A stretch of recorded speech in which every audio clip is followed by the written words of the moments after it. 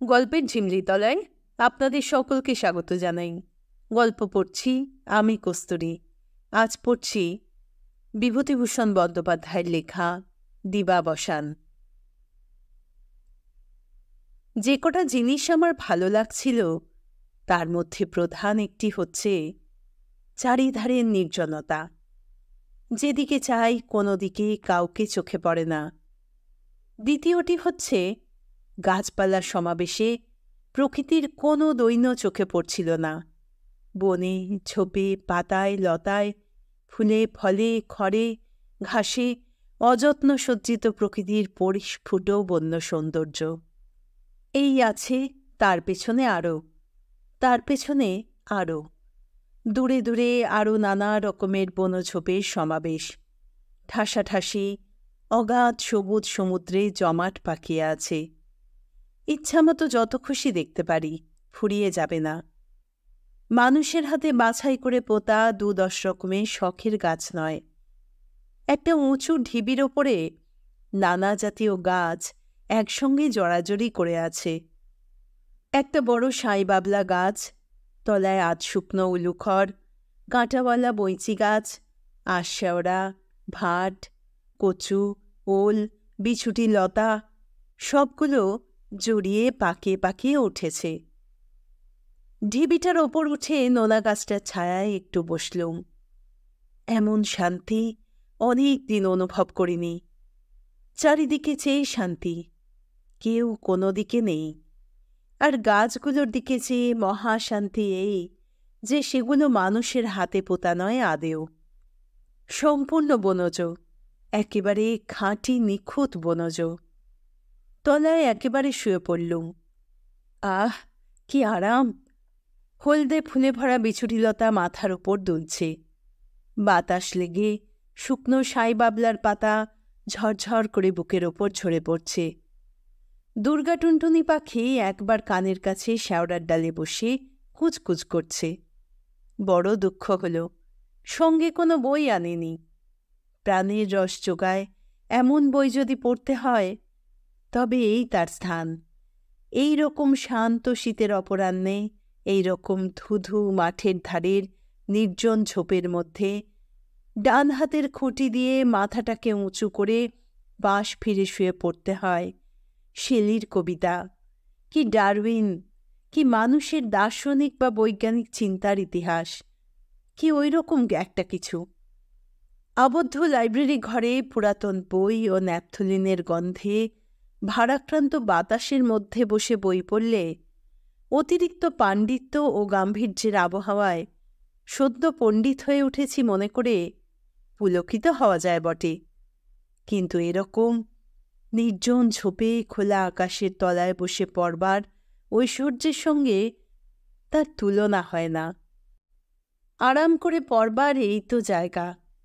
গাছগুলোর পাতার দিকে চেয়ে যখন মনে হবে মাঠের মধ্যে এই সামান্য শ্যাওড়া গাছ, এই সামান্য উলুখড়টাও ৯ কোটি মাইল দূরবর্তী সূর্যের দিকে পত্রপুষ্প ফিরিয়ে আছে প্রাণ শক্তির ইন্ধন ভিক্ষার আশায়। ওই বিরাট অগ্নিপিণ্ডের লক্ষ লক্ষ মাইল দীর্ঘ প্রজ্বলন্ত হাইড্রোজেন শিখার রক্তলীলার আড়ালে পৃথিবীর মাঠের এই সামান্য বিছুটি লতাটিরও জীবন লুকানো রয়েছে। ডারউইনের লেখা তখন মনের মধ্যে নতুন রস যোগাবে, শেলির কবিতার নতুন অর্থ হবে। এরকম অবস্থায় আধ ঘণ্টার মধ্যে মনের হয়তো জেদার খুলে যেতে পারে। আটাসাটা বদ্ধ ঘরে ইলেকট্রিক পাখার তলায় আরাম কেদারায় হেলান দিয়ে পড়লে ৭ বৎসরেও সেদারের সন্ধান মিলবে না। লতা যেমন ওই বাবলা গাছের আড়ালে হেলে পড়া সূর্য থেকে শক্তি সঞ্চয় করছে, এখানে মন তেমনই উন্মুক্ত উদার বিপুলা প্রকৃতি থেকে নতুন রস পান করে বলি হয়। বেলা পড়ে যাচ্ছে দেখে নোনা গাছের তলা থেকে উঠলুম। মাঠের মধ্যে তখন গাছপালার দীর্ঘ দীর্ঘ ছায়া পড়ে গেছে। বাবলা বনের ওপর সূর্য হেলে পড়েছে। চলতে চলতে আরেকটা ঝোপের মাথা থেকে একটা বেগুনি রঙের অজানা বনফুল তুলে নিলুম। তার গর্ভকিশোরের চারিপাশ ছোট ছোট লাল লাল পিঁপড়ে ভরা। তাদের সর্বাঙ্গ ফুটন্ত ফুলের পরাগে মাখামাখি। মধু খেতে এসে তারা গাছের কি মহৎ উপকার করে যাচ্ছে। চেয়ে দেখলুম সেরকম গাছ চারিপাশে আরও অনেক, সবগুলোতেই ফুল ফুটে আছে। আমি উদ্ভিদবিদ্যার ছাত্র নই, স্ত্রী ফুল পুরুষ ফুল চিনি নে, তাহলে ব্যাপারটা বেশি করে উপভোগ করতে পারতাম। ঝোপের মাথায় হলদে পাখা প্রজাপতি উঠছে। এইসব ছোট ছোট পোকামাকড়, প্রজাপতি আর এই অখ্যাত অজ্ঞাত উদ্ভিদ জগৎ পরস্পর অদ্ভুত কার্যকরণ সম্পর্কে আবদ্ধ, পরস্পরের উপর নির্ভর করছে। গাছপালা কঠিন মাটি থেকে, বায়ুমণ্ডল থেকে উপাদান সংগ্রহ করে নিজের দেহের মধ্যে অদ্ভুত কৌশলে খাদ্য তৈরি করছে প্রাণীজগতের জীবন ধারণের জন্যে। ওগুলো তো প্রাণীজগৎকে খাদ্য যোগাবার এক প্রকার যন্ত্র। প্রাণীজগৎ কত রকমে তাদের বংশবৃদ্ধির সাহায্য করছে, আর সকলে মিলে নির্ভর করে আছে লক্ষ লক্ষ মাইল দূরবর্তী ওই বিরাট অগ্নিকুণ্ডটার ওপর। এই পাখি, এই প্রজাপতিটা, এই ফুল, এই তুচ্ছ কি গাছটা, এই লতা, এই আকাশ, বাতাস, জল, মাটি, ওই যে উজ্জ্বল হয়ে আসছে ওই চাঁদটা, এই চারিধার, এই প্রাণী জগৎ, ওই লক্ষ মাইল দূরের সূর্য, ওই অনন্ত মহাবন, এই বিপুল বিশাল অচিন্তনীয় অসীমতা, সবগুলোর মধ্যে পরস্পর কি আশ্চর্য নারীর যোগ, কি বিপুল রহস্যে ভরা তাদের এই পরস্পর নির্ভরতা। মাঠের সামনেই গ্রাম পড়ল। অড়হর ক্ষেতে চারিধারে ধনচে গাছের বেড়া দিয়েছে।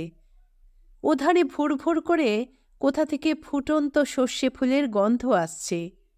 এদিকে বেড়ার গায়ে খুদে খুদে ফুল ফুটে বেড়া আলো করে রেখেছে। গন্ধটায় বড় ঝাঁঝ। মাঝে মাঝে গাছে নাঠা ফলের থলেও শুকিয়ে আছে।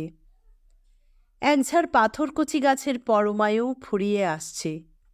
তাদের পাতাগুলো সিঁদুরের রং হয়ে উঠছে। একটা ঘন আলকুশিলতার ঝোপের মধ্যে থেকে শীতের বৈকালের ঠান্ডা গন্ধের সঙ্গে কি একটা ফুলের তীব্র ঘন সুগন্ধ পাওয়া যাচ্ছে। মাথার উপর দিয়ে আকাশ বেয়ে এক ঝাঁক বালিহাঁস বাসার দিকে উড়ে চলেছে। কাশির শব্দ পাওয়া যাচ্ছে। গ্রামের ওদিকের পথ বেয়ে দুজন র্যাপার গায়ে জুতো পায়ে ভদ্রলোক আসছেন।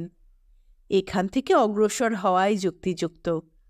এরকম ঝোপের কাছে উদ্ভ্রান্তভাবে দাঁড়িয়ে থাকতে দেখলে তাঁরা আমাকে পাগল ঠাওরাবেন নিশ্চয়।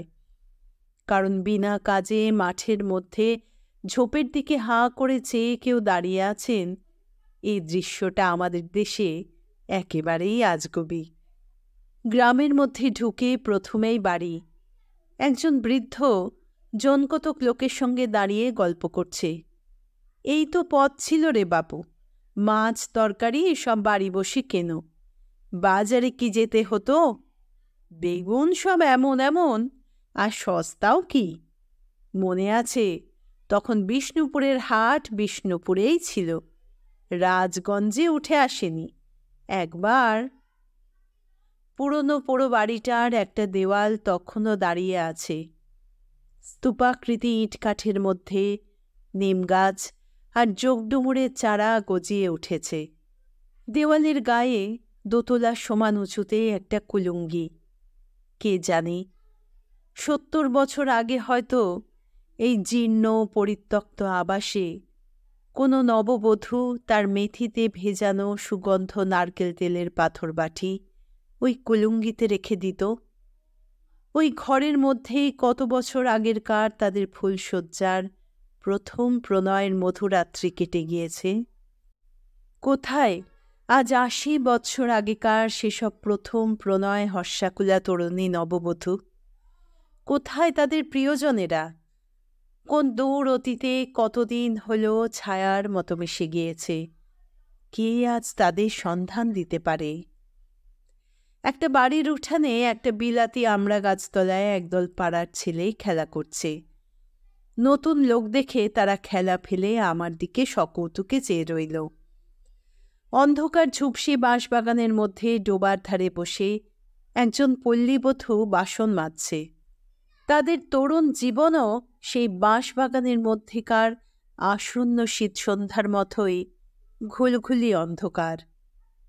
সামনের এক বাড়ির দোর খুলে আরেকটি বধূ, এ হাতে একটি ঘড়া, ও হাতে আর একটি নিয়ে বার হয়েই হঠাৎ আমায় সামনে দেখে ঘড়া শুদ্ধ ডান হাতটা তাড়াতাড়ি খানিকটা উঠিয়ে এবং মাথাটা খানিকটা নুইয়ে হাতের কাছে নিয়ে গিয়ে ঘোমটা টেনে দিলেন।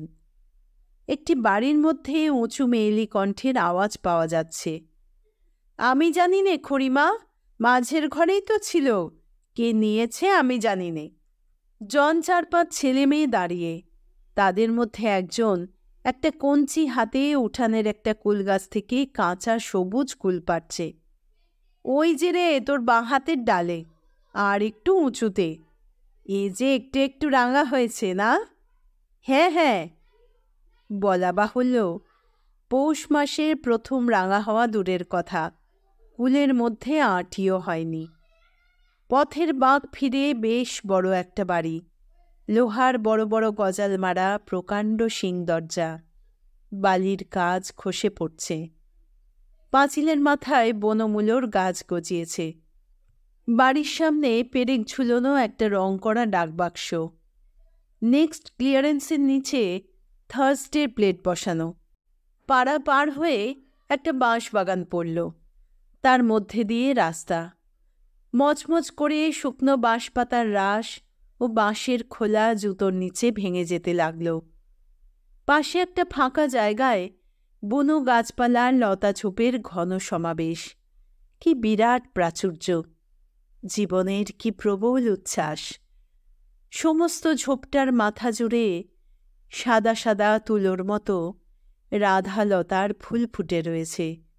সমস্ত ঝোপটির কি সম্মিলিত সুগন্ধ, কি স্নিগ্ধ স্পর্শ! এইবার গ্রামের শেষে কাওড়াপাড়া, ছোট্ট ছোট্ট চালাঘর, একটার উঠোনে শুকনো পাতালতা জেলে অনেকগুলো ছেলে মেয়ে আগুন পোয়াচ্ছে।